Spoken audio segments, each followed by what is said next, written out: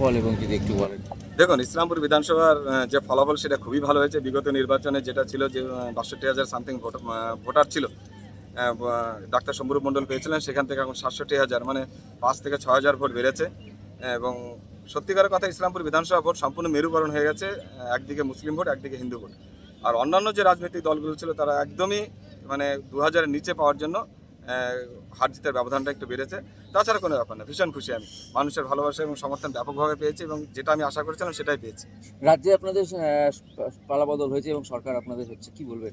দেখুন, এটা স্বাভাবিক ছিল, কারণ মানুষ ১৫ বছর ধরে কষ্টে ছিল, ভীষণ কষ্টে ছিল। কারণ যে রাজ্যে নারীর সুরক্ষা নেই, যে রাজ্যের স্বাস্থ্য ব্যবস্থা ভেঙে পড়েছে, যে রাজ্যে প্রশাসনিক ব্যবস্থা নেই, যে রাজ্যে শিক্ষা ব্যবস্থা নেই, শিক্ষামন্ত্রীর ঘর থেকে যদি এত কোটি কোটি টাকা চুরি মানে পাওয়া গেছে, ২৬,০০০ শিক্ষকের চাকরি চলে গেছে, বাচ্চা কাচ্চাদের ভবিষ্যৎ হচ্ছে বেকার ভাতা এবং লক্ষ্মী ভাণ্ডারের মধ্যে, কোন শিক্ষিত পরিবার চাইবে যে সরকারকে রাখতে?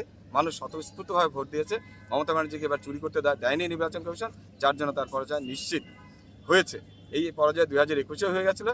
সেই সময় নির্বাচন কমিশন একটু ঢিলাঢালা থাকার জন্য তিনি বেরিয়ে গেছে, কিন্তু এবার সেটা বেরোতে পারেনি। সবচেয়ে বড় কথা, বাংলার জনগণ বুঝে গেছে যে এই সরকারকে পরিবর্তন করতে হবে, যার জন্য এত % বেশি পোল হয়েছে। এবং এই পোলের মাধ্যমে আমরা বুঝতে পেরেছিলাম যে বাংলার পরিবর্তন এবার হচ্ছে, এবং সেটাই আজকে সেটার তার বহিঃপ্রকাশ।